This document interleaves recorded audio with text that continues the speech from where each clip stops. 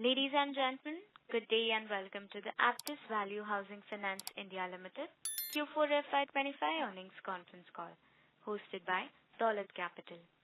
As a reminder, all participant lines will be in listen-only mode, and there will be an opportunity for you to ask questions after the presentation concludes.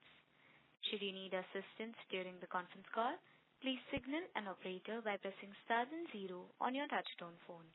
Please note that this conference is being recorded. I now hand the conference over to Ms. Mona Ketan from Dolat Capital. Thank you, and over to you, ma'am. Thank you, Sejal. Good morning, everyone, and welcome to the earnings call of Aptus Value Housing Finance India Limited to discuss its Q4 and FY25 performance. We have with us the senior management from Aptus to share industry and business updates. I would now like to hand over to Mr. Anandan for his opening comments, post which we can open the floor for Q&A. Thank you, and over to you, sir. Thank you, Mona. Ladies and gentlemen, good morning to all of you. I am Anandan, Executive Chairman of the company. I welcome you all to this conference call to discuss the company performance for the quarter year ending March 25. I have with me Mr. P. Balaji, MD, Mr. C.P. Manoharan, CBO, and Mr. Sanjay Mittal, CFO, and Mr. John Vijayan, CRO.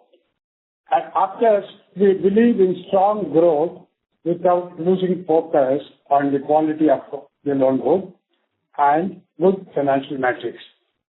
We're very happy to record that Aptus had a very good FY25, supported by business growth, stable asset quality, continuous focus on higher productivity, and a robust business model, good distribution network, and penetration in served markets, deep penetration in served markets, customer centricity along with appropriate tech initiatives, and diversified product and income stream have enabled the company to achieve good business results.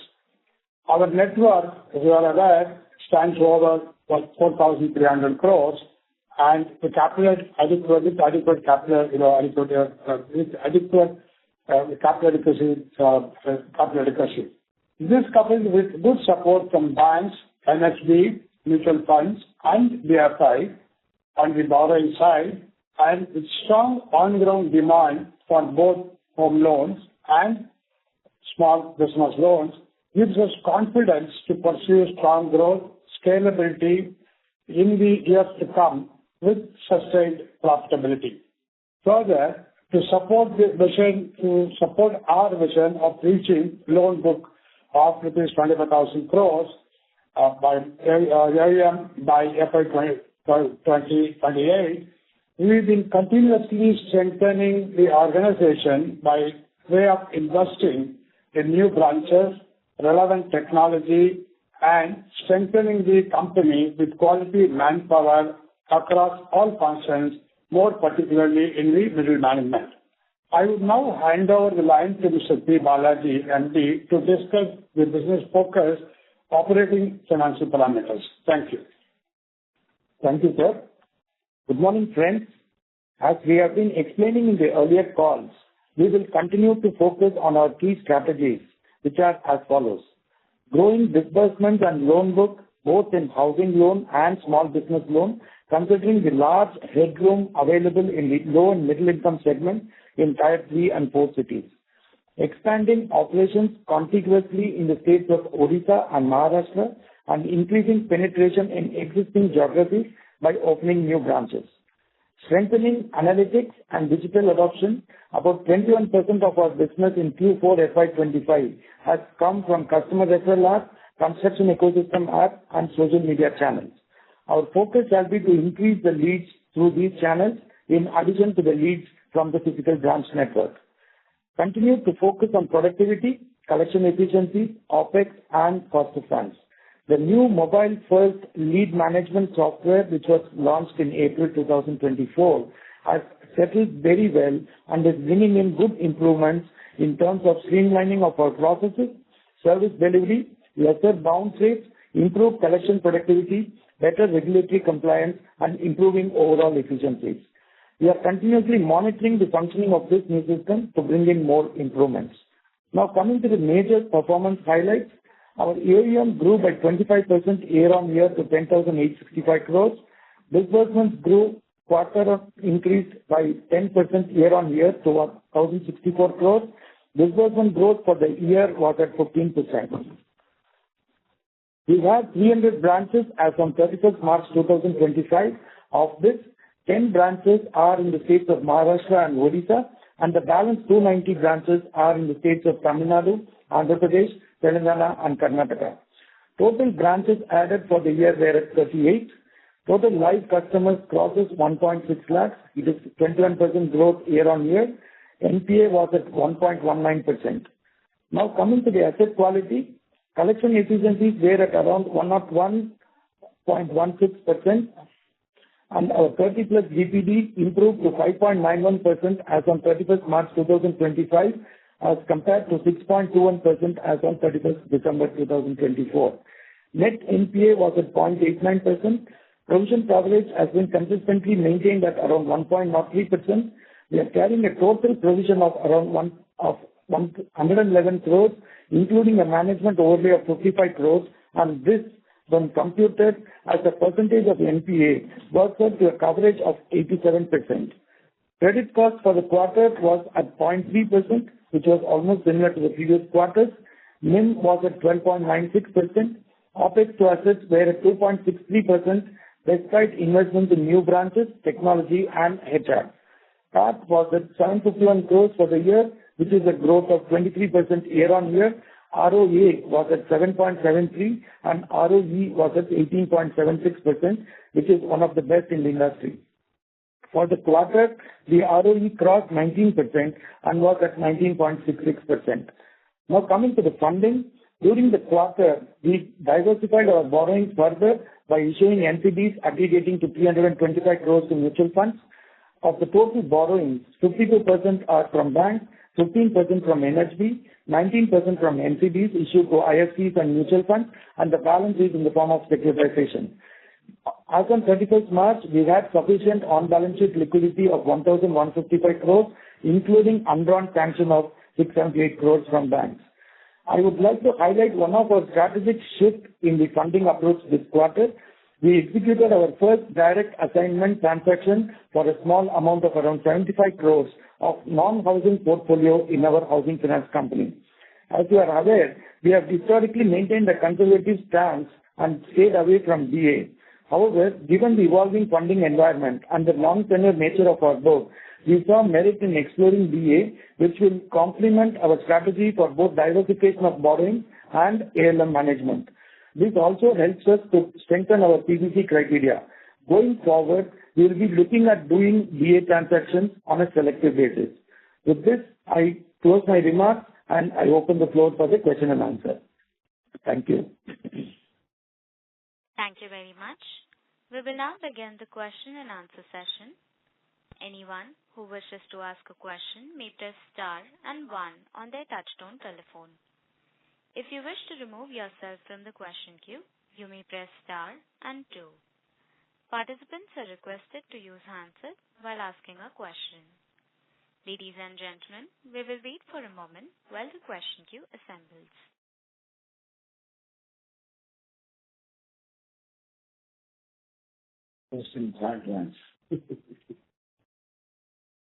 The first question is from the line of Rajiv Mehta from Yes Securities. Please go ahead. Yeah, hi, good morning. Congratulations on good performance. My question is on disbursement growth. So while first half of the year was impacted, but when you look at second half, which was pretty normal, even in second half, the disbursement growth was 15% by and by.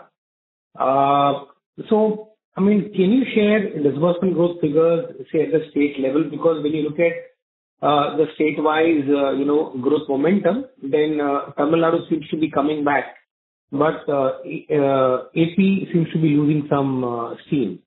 So, firstly, you can comment on how can we improve the disbursement growth on an overall basis from 15%? And are there any geographies which need to be focused and to improve the disbursement growth, particularly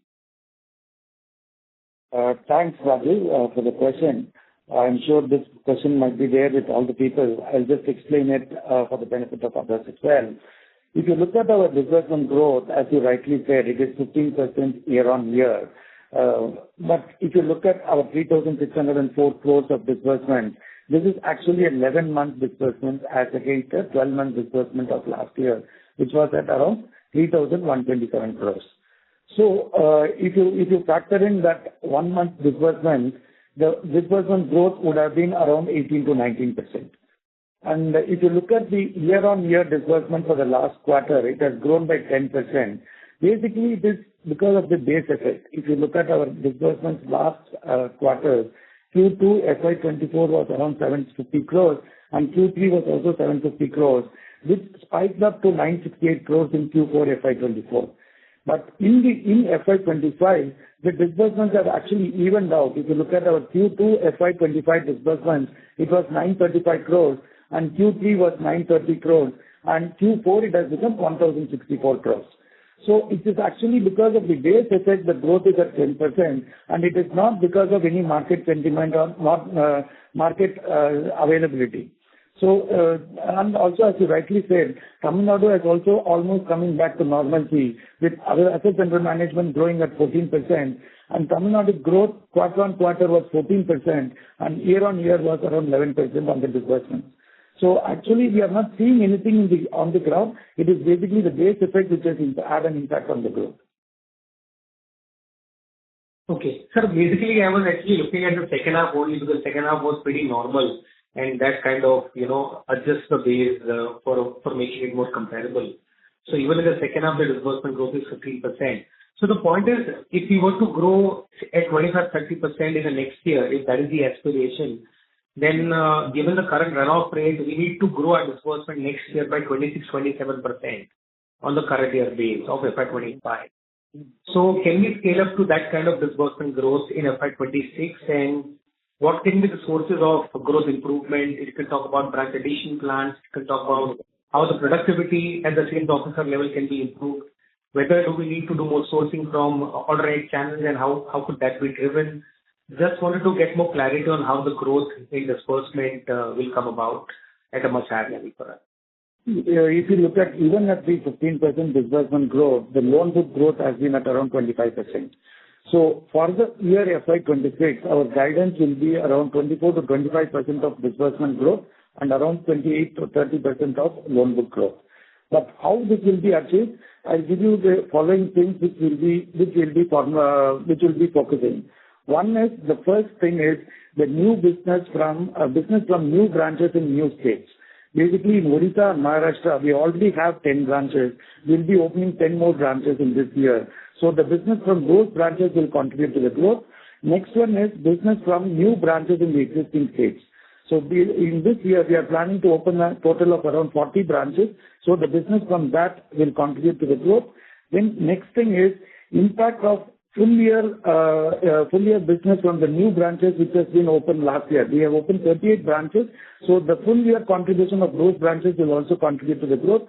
Over and above that, the productivity improvement in the sense that actually increasing the ATS. Currently it is around 8 to 8.5 lakhs. We want to increase it to around 9 to 9.5 lakhs without impacting the LTV and the installment to income ratio. So that should contribute to the growth, and also improving the per loan officer productivity, which is currently around 3 to 3.2. That is, we are planning to make it up to 4 per loan officer per month. And also having optimum number of people at the branches, that will also contribute to the growth. Over and above that, we have this digital marketing initiative which is working fine. This 21%, at least we want to make it up to 25% immediately, and then in the years to come, we'll be making up to 30%.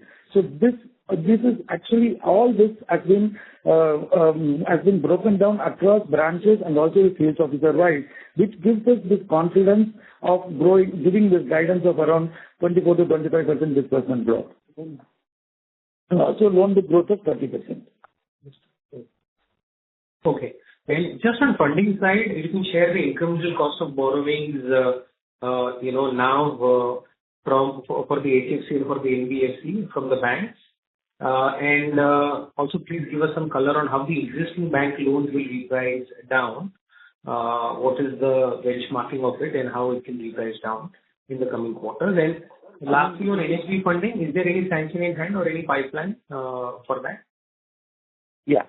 In the as regards the funding is concerned, the rates of interest of housing loan HSP borrowings is around 8.5%. It continues, and 8.5 to 8.7%. And on the NBFC, we are still borrowing between 9 to 9.25. But having said that, if you look at the total borrowing, 56% of our borrowings is variable, which is linked to a variable rate interest rate. Of that, 30% is linked to repo rate, which means for that I will get a benefit of at least 0.5% in maybe in this quarter itself. Already we have got 0.25% reduction in 2 or 3 borrowings which we have taken, and this is likely to come in. And of course, the balance 26% on the MCLR, which is linked to MCLR, the interest rate reduction can start coming from June to July. So, and of course, incremental borrowings will be negotiated hard for bringing in those kind of interest savings. So, that is broadly on the interest rate.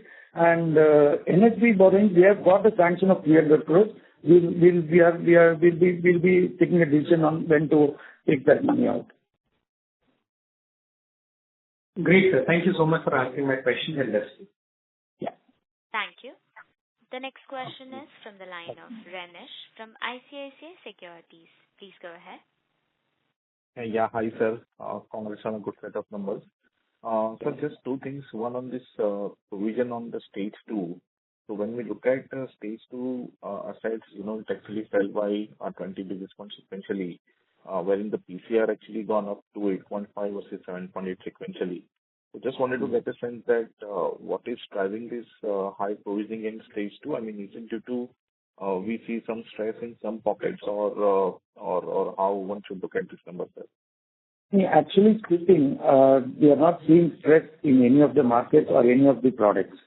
See, what has happened in the housing finance company, the bad debt recoveries were good, and we have recovered almost 5.5 to 6 crores during the quarter. And we wanted to maintain the provision coverage ratio at around 1.03%. And in the NBFC, the loan book from 1,900 crores has gone to 3,000 crores. So we wanted to strengthen the provision coverage there, and we are still maintaining at 1.03%. So that's the whole reason this number is there. And if you look at the credit cost, it has remained the same at 0.3%. Correct.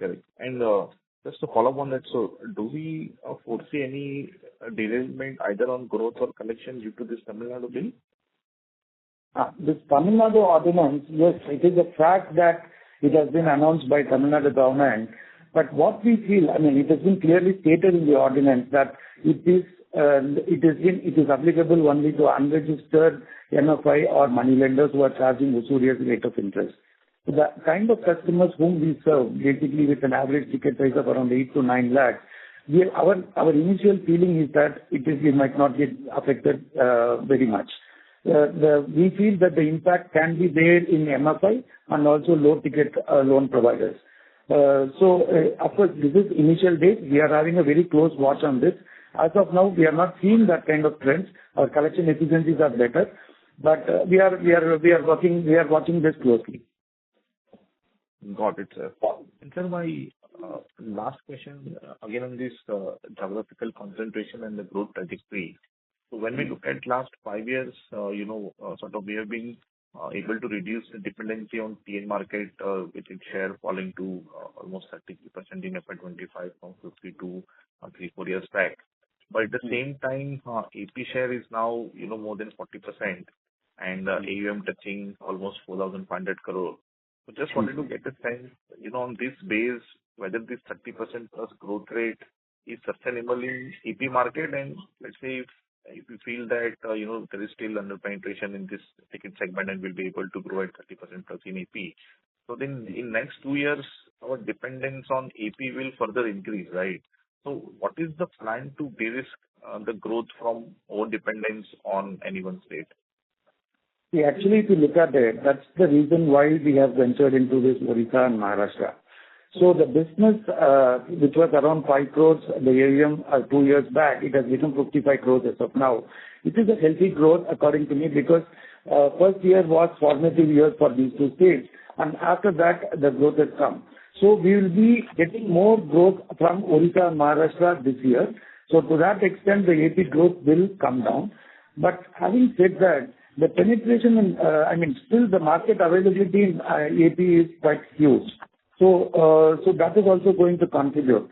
And with Tamil Nadu coming back to normalcy, so the distribution of AUM is likely to improve across states. And of course, Karnataka also is likely to chip in more. Yeah, just to add to what Mr. Balaji said, Anand here, while we have 113 branches in Andhra Pradesh and having a good growth rate, as I mentioned, but we see a very good opportunity in Telangana as well, where we have currently only about 53 branches, and even the current year, the growth rate in Telangana is one of the best. So in Telangana, we have grown by 31%, same as Andhra. Well, Andhra base is higher, as I mentioned, but Telangana growth is much lower, giving an opportunity not only Telangana, even Karnataka for that matter, in addition to the Maharashtra and Odisha that Mr. Balaji has mentioned. Got it. And maybe just the last question on the spread from my side. So let's say we already seen 50 basis point of repo rate cut in, let's say, over the next 6 to 9 months, if there is another 50 basis point repo rate cut. Where do you see the spreads settling from exit Q4 quarter numbers? If you look at this, as I told in the earlier remark also, if you look at the total borrowing, 30% is linked to repo rate. So if you factor in a 50 basis points cut on that 30% borrowing, it will be 0.15% reduction that can come in. And of course, we don't know how much more rate cuts are going to come, but if it comes, that benefit also will come in. But also this 26% which is linked to MCLR, the interest rate reduction can start coming in from maybe July or so. That's what I'm getting to hear from banks. So if that comes in, that will be another added bonus. The thing is that this is where Aptus is slightly standing out because we have got this 80% fixed rate loan book. So spreads are likely to improve. Spreads are likely to improve because of this interest rate reduction. Got it. So we don't foresee any pressure on the asset yields, at least in the term. Yes, absolutely. Oh, okay. This is great, sir. Thank you and best of luck, sir. Thank you very much. Thank you. The next question is from the line of Kushan Parekh from Morgan Stanley. Please go ahead. Thank you for taking my question. I just had questions around the credit cost. There seems to be some reconciliation between the prior quarters, essentially when we look at the 9 months reported number versus the full year number. In the other income line, which gets knocked off in the credit cost, if you could just help us explain that. And also, secondly, if you could help us explain the reconciliation between the standalone credit cost and the Aptus Finance NBFC credit cost, which came in higher this quarter, whereas the Concall credit cost seemed largely in line with what we had in the previous quarter. So if you could just help us explain that as well. Those were my two questions. Thank you. I'll explain this question. See, there have been RBI has directed all the NBFCs to, we have to go for a change in auditors every 3 years. So there are some auditors who are telling that the bad debts recovered has to be shown separately in other income. But there are some auditors who say that it has to be netted off against the ECL provision. So it's basically we go by that auditor's opinion, and this quarter onwards, we have netted it off against the ECL provision and the credit cost, whatever is the bad debts recovery. So that's the answer to the first question. Then the next thing is on the reconciliation. If you look at it, what is the question on the reconciliation? I was not able to understand. Sure, I'll just repeat my question. So, essentially, we had about 80 million credit cost in the NBFC subsidiary and a small 20 million credit cost in the standalone book, whereas the Concall credit cost has come at around 79 odd million. So if you could just help us get the reconciliation math on that. Yeah, I'll explain.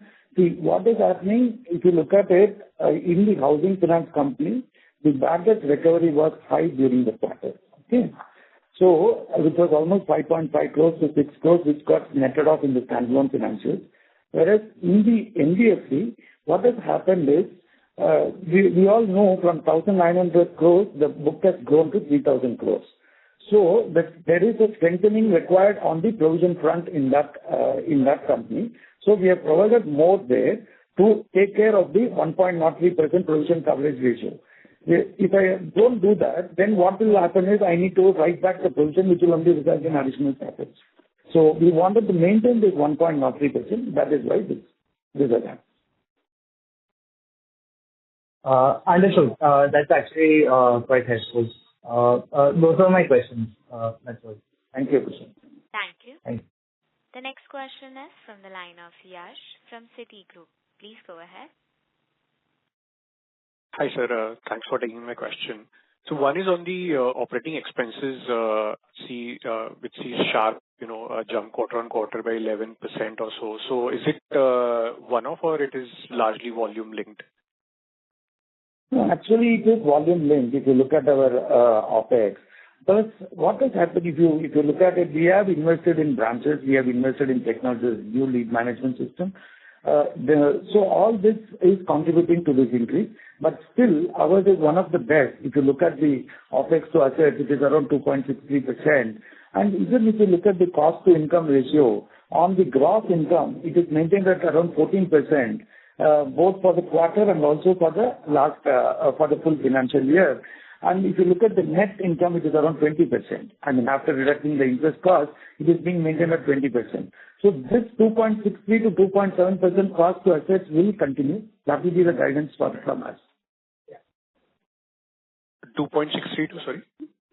2.63 to 2.7%. Yeah. 2.7.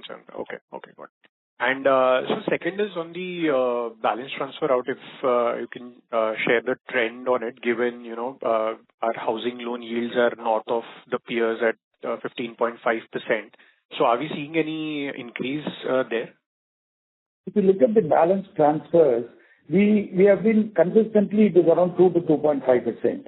While our pre-closes are around 7%, the balance 4.5%, the pre-closes are coming from the own source of the customers. If you look at our kind of customers who are self-employed, unlike salaried customers, they get some business inflows, bulk inflows from their business. The first thing they do is to close the housing loan. So if you look at our total pre-closes, it is around 7%. Of that, 4.49% is out of own source. The balance transfers are around 2.5%. And this 2.5% has been maintained by us for the last 15 years. So we don't see that kind of an impact because of the balance transfers. Yeah. Got it. So, no major impact despite high yields and peers. And so lastly, if you can just share the login to sanction ratio and this for the quarter as well. Login to sanction ratio is around 78 to 80%. Got it. And that has remained stable through the year? Yeah, it has remained stable across. Yes. Got it. Thank you, sir. That's it from my side. Yeah. Thank you. The next question is from the line of Manika Bansal from Master Capital Services Limited. Please go ahead. Hi, sir. Thank you for taking my question. So my question is on branches side. So you have opened 10 branches in Maharashtra and Odisha, right? So what is the plan and opportunity do you see over there? If you look at our strategy, we have always been growing on a contiguous basis. And that's why we chose Odisha and Maharashtra, because it is closer to the states of Telangana and Karnataka. And Andhra as well. And the initial experience has been very good. The people there are good. The credit quality is good. And of course, we are a credit-driven organization, so we choose our customers properly. And these two states are offering good scope for increase in the disbursement and also the consequent loan book. So with that in mind, we'll be opening 10 more branches in this current year and increasing the loan book there. Okay. And one last question. What is the 1+ DPD? 1+ DPD is around 7.5%. Okay. Thank you. Thank you. The next question is from the line of Kartikin Kumar from Ashika Stock Broking. Please go ahead. Hello. Yes. So you're audible. Yeah. So congratulations on healthy numbers. So most of my questions are answered. I just wanted to understand this presentation that you have made. Like if we come to page number 8 of your PPT investor presentation. So here you have taken your total income for calculating NIMs. So is there any reason for including fees and commission income in the line item? As I just wanted to understand the perspective of this. No, NIM is, see, whatever is as per the clause 41, that is being computed. In the clause 41, interest on FD, all those kind of income is getting added. So that is how the NIMs are computed. If it is specific to ratio computation, I can take you offline and then see, I can give you a full explanation. Okay, thank you. Yes. Thank you. The next question is from the line of Amit Javed from Javed and Partners. Please go ahead. Right. So Amit, I would request you to unmute your line and speak, please. Understood, sir. Hello. Due to no response from the current participant, we will move on to the next participant. The next question is from the line of Nidesh from Investec India. Please go ahead. Sir, thanks for the opportunity and congratulations for a good set of numbers. And it's heartening to see that Tamil Nadu growth has come back, which I think is good. Your best subject, Nidesh. So, what is the guidance for next year in terms of disbursement, overall disbursement growth and AUM growth for FY26? The AUM growth, we are guiding around 28 to 30%. Disbursement growth will be the resultant, around 24, 23, 24%, or maybe 25 as well. Sure. And secondly, I noticed that we have I explained the strategies on how the growth is going to come. Hope you had listened to that. Yeah. And secondly, this assignment income, I think this is the first time we have done assignment income. Yes. So why there is a change in strategy and how should we model it? What percentage of AUM will be assignment done on an annual basis going forward? See, actually, the thought process of direct assignment came in, first we wanted to test this transaction because we have not done this for years, and we wanted to do that and test how the portfolio of Aptus is being felt by the persons who are buying the portfolio. That is the first thing. And also considering the evolving funding environment where RBI has also been insisting on diversifying the borrowing. And so that is one thing which has triggered this thing. Third thing is, of course, it is a ALM management tool. That is also the third one. The fourth thing, the more important thing is to improve on the principal business criteria. If you look at our principal business criteria as of 31st March, it has improved to 64.3%. So that is more of the thing. So going forward also we'll be doing selectively. I mean, it is not that we'll be going very aggressively on this assignment because so maybe 150 crores every quarter we might be considering doing this. No, actually, just to add to what Mr. Balaji said, I mean, this thought process in terms of, when all of us are aware that the financial metrics of Aptus is one of the best in terms of ROA, ROE, and our ROE in the fourth quarter crossing 19%. Despite this, attractive financial metrics, when it comes to inter-firm comparison with other housing companies, other NBFCs who have been pursuing joint assignment system for almost 3 to 4 years, somehow in this inter-firm comparison, this is in our view it is sort of ignored.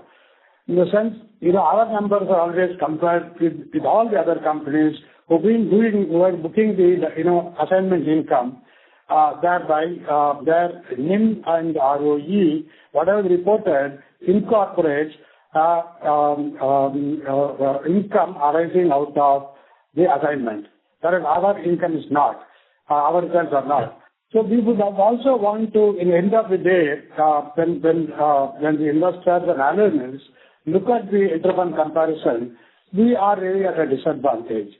And that's also a factor which we have been taken into consideration in addition to the various other elements like diversification of resource, principal, defining principal business and things like that. So this is something which we have, we have discussed in detail and taken a decision. Got it. Thank you. So in this segment, are we doing housing loan or non-housing loan? We did a 75 crore assignment of non-housing loans in the housing finance company. Okay. And the cost of fund from this... No, sorry, that's where the issue of principal business comes in terms of housing company. Yeah. And then lastly, what will be the cost of funds from this source of funding assignment? Is it better than our overall cost of funds or? It is around 9% for a yield which is giving us around 18.5%. Okay.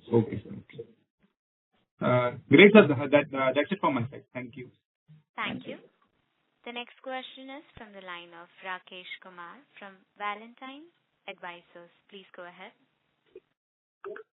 Yeah, hi, sir. So just firstly, one question on the LM side. I was looking at the average tenure of the borrowing is around 7.5 years, and average loan book tenure is around 9 to 11 years.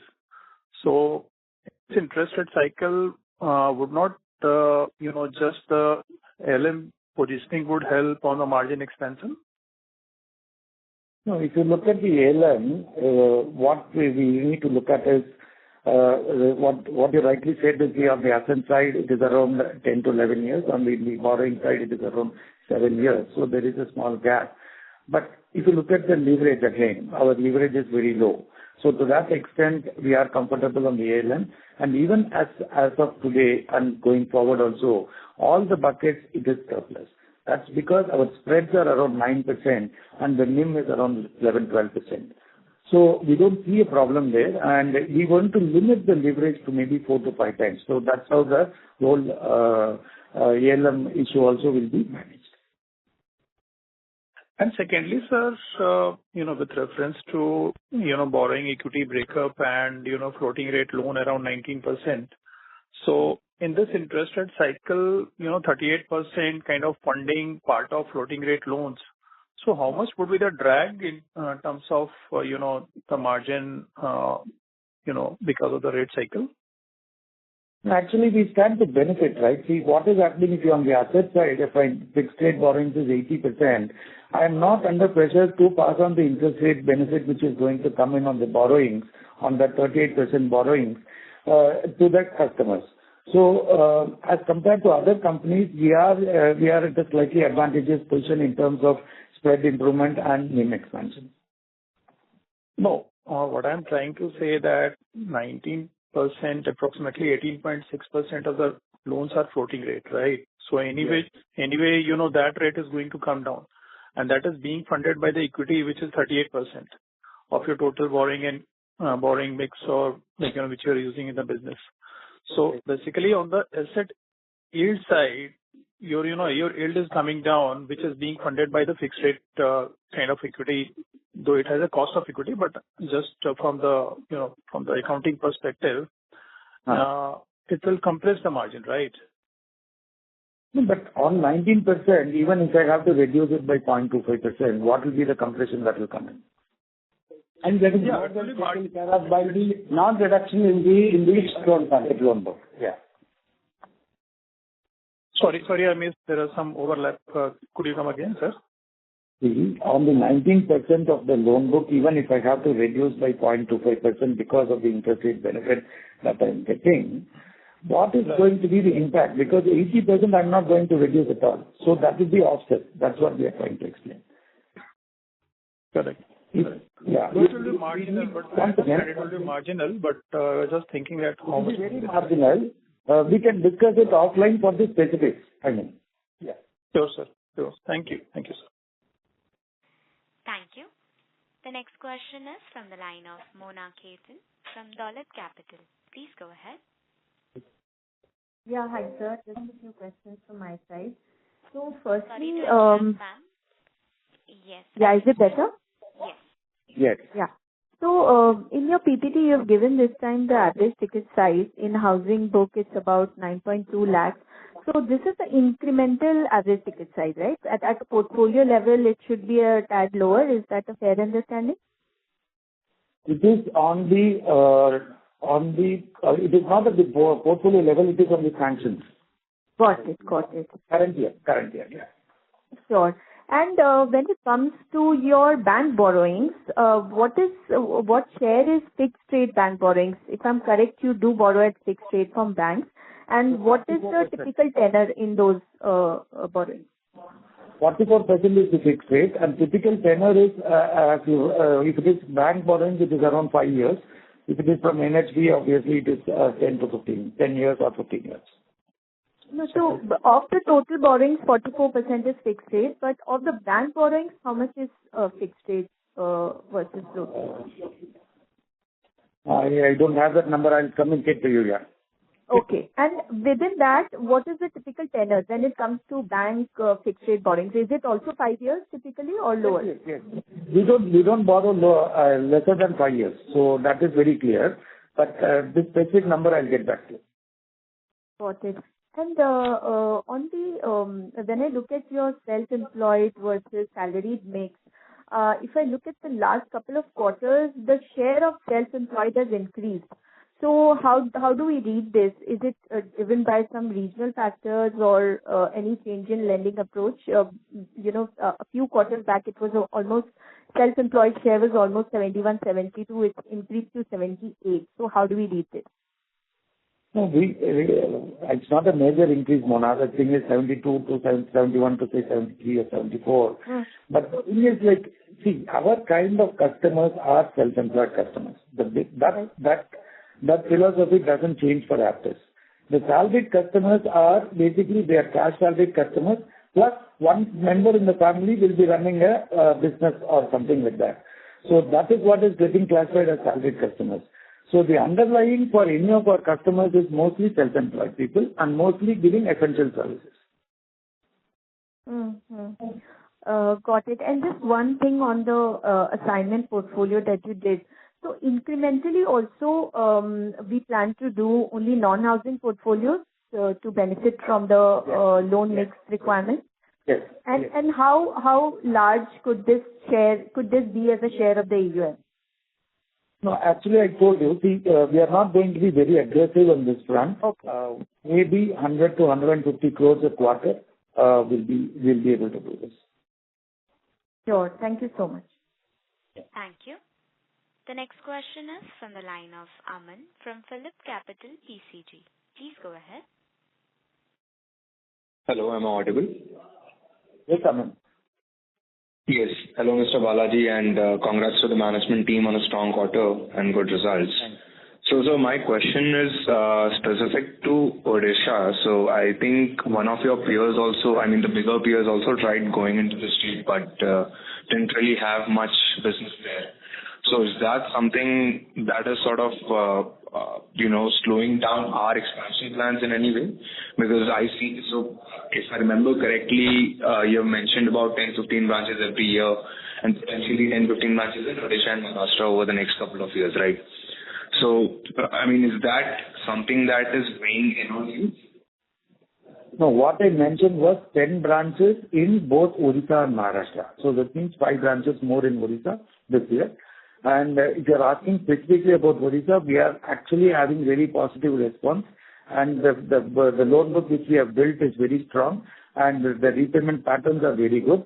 And we will continue. See, the thing is, how we select the customers is the differentiator. See, if some other company has ventured into the state and they were not successful, that doesn't mean that we will not be successful. So the thing is we are a credit-driven company. We will be funding the same profiles like what we fund in the other states. So this will continue, and we will continue to choose our customers correctly. So that is how the Odisha portfolio will grow, and we are very confident about that state. No, I get your point, sir, but so of course, I do not want you to comment on the competitor, but I would like to know what is working for you really, because you have the option of choosing the borrower, right? But the borrower, of course, has many other options, your bigger lenders and, some regional players. So what is working for you that is driving the borrower sort of, to come to Aptus for a loan? Looking to the bit, just to add a point here, while we can look at the Odisha as a state, in Maharashtra state, that's one thing. But as Mr. Balaji explained, our strategies continuously expand. And meaning that we are already present in Andhra, Telangana, and Maharashtra. And we are starting our entry into Odisha and Maharashtra in the adjacent districts only. The adjacent district of, for example, Odisha, which is connected with Srikakulam in Andhra and Vijayanagaram in Andhra. Now, the adjacent districts, the culture of the people, the culture, the earning is almost same as the Andhra adjacent, districts like, Srikakulam and Vijayanagaram. Similarly, in terms of Maharashtra also, we are present in Telangana and Karnataka, and we are really starting with the adjacent districts and progressively will build it up, over time in the state. That's one element. So in other words, they are not really totally new. Because Odisha is not, at least the 5 branches that we started last year, they are really serving the adjacent districts of the Andhra Pradesh. Okay. And now going forward also, this is one element. Second is really our credit underwriting is lot more, we believe, is lot more relevant and deeper.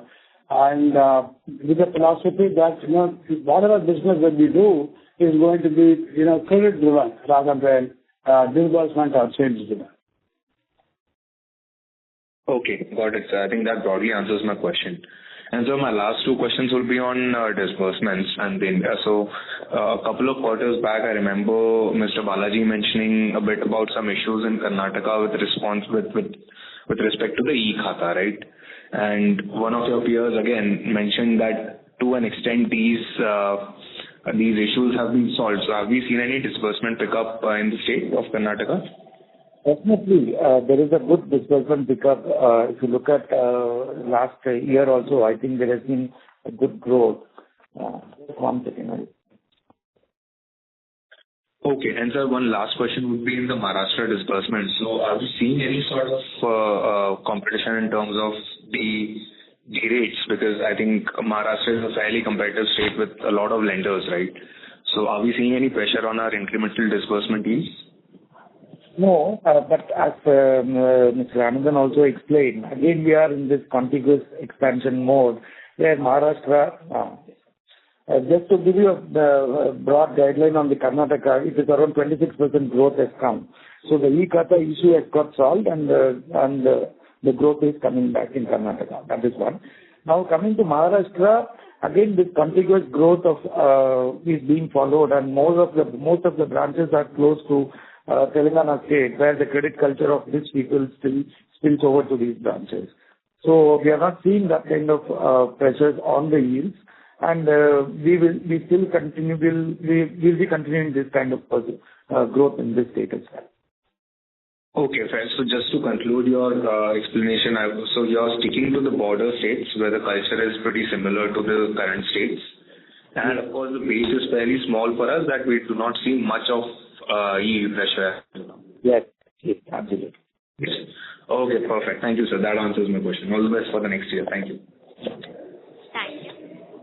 Ladies and gentlemen, you may press star and 1 to ask a question.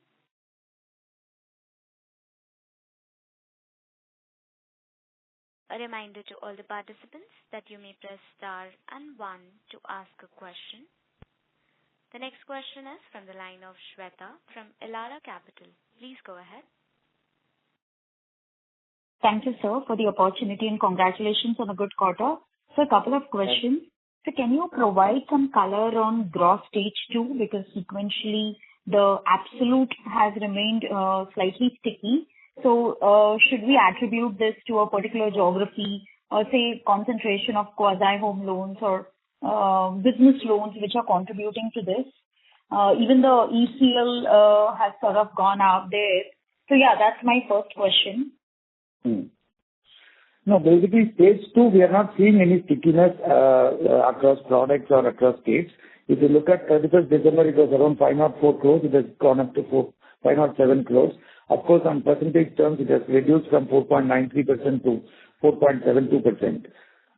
So we are not seeing any kind of thing, pressures on the stage 2, and we have been, it is slightly better in this quarter as compared to the last quarter. Okay. So it's broad-based. So basically no concentration. Yes.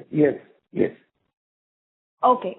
So my second question is, so who are the takers of our BT out cases? There are some NBFCs who take our loans, maybe banks, small finance banks, and some of the NBFCs.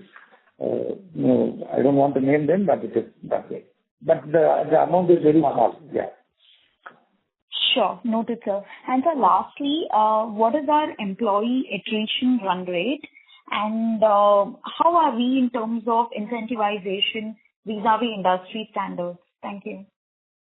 If you look at attrition, at the top management level, there has been nil attrition. And at the middle management level, comprising of cluster managers and everybody, area managers, it is around 4 to 5%. And at the branch manager level, it is around 10%. Of course, on the field level, as compared with the other companies, our attritions are also slightly high, around 40-45%. So one thing is, we have introduced a scheme on retention incentive, and of course, handholding them for first 3 months to perform better. And if there's a person stays in the company for first 6 months and is able to contribute to the company with 2 logins or 1 login per month, we try to incentivize them by way of a fixed amount. And of course, our disbursement and login incentive policy per month, if they are able to do more business, their income levels are also going up. So those are some of the things which we are taking care to control the attrition, and hopefully that will improve in future as well. Okay. So just a follow-up question. So what is helping us driving down our OPEX on the cost front? So I'm not talking about cost income ratio or OPEX to asset. In general, we've been doing well on OPEX driving down. So which are the key components which are aiding that? No, it's actually everything. If you look at it, if you look at our salary and incentive structure, it is more driven by productivity rather than the increase in the cost. So we demand productivity in whatever we do. And similarly, if you look at other expenses, even if it is IT, we don't go for many big names. We just have persons who develop it for us, and at a maybe very reasonable cost, but it has the same features as anybody else is having. So that is one thing. Then the next thing is we are wired that we are frugal, and we don't want to spend very much on our branch infrastructure, because we strongly believe that the people at the branches have to be on the field, be it sales or credit or collections, who has to do more business or more collections. So we have a basic infrastructure which provides basic furniture, internet and telephone connectivity and maybe computers. So these are all the things. So it is not one thing which is driving this cost down. It is basically all round things. Sure, sir. That's helpful. Thank you so much, and best luck for your future endeavors. Thank you. The next question is from the line of Amit Javed from Javed and Partners. Please go ahead.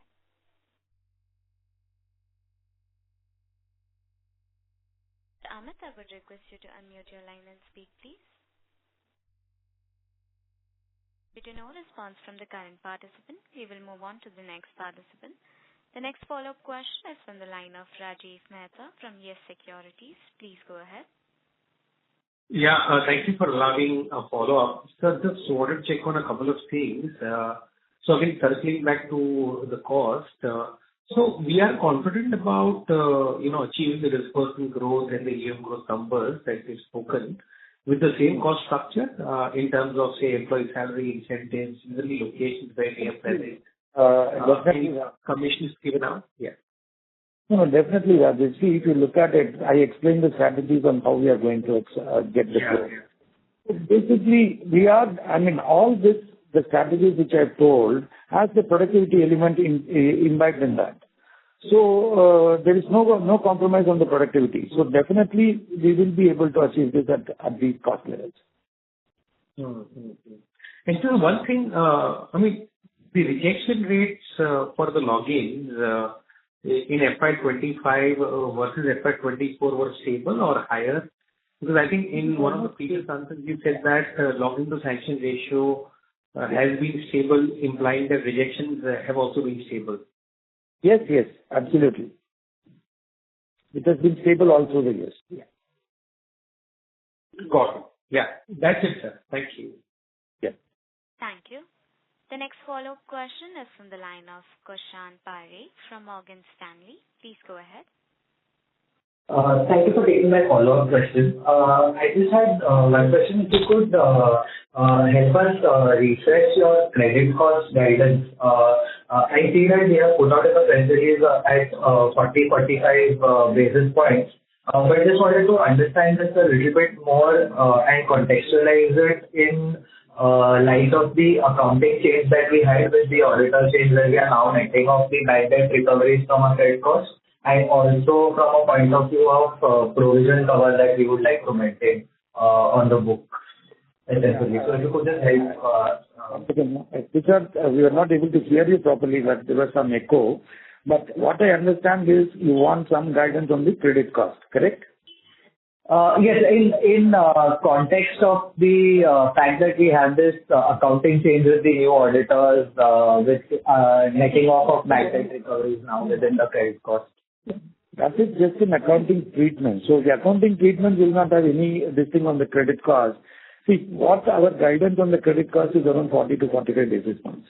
So that is the guidance, but we want to better that, but because by way of more bad debt recovery or something like that, but the guidance will be around 40 to 45 basis points. Understood. And that would be gross of bad debt recoveries, right? Yes, absolutely. Okay, all right. Thank you. Thank you. Ladies and gentlemen, that was the last question for today. I now hand the conference over to the management for closing comments. Yeah. Thank you, Mona and others, for organizing this conference call. I would like to pay my sincere gratitude to all the analysts and investor friends who have taken time out to participate in the call today. Please feel free to connect with us in case you have any further questions. Thank you. Thank you. On behalf of Dolat Capital, that concludes this conference. Thank you for joining us, and you may now disconnect your lines.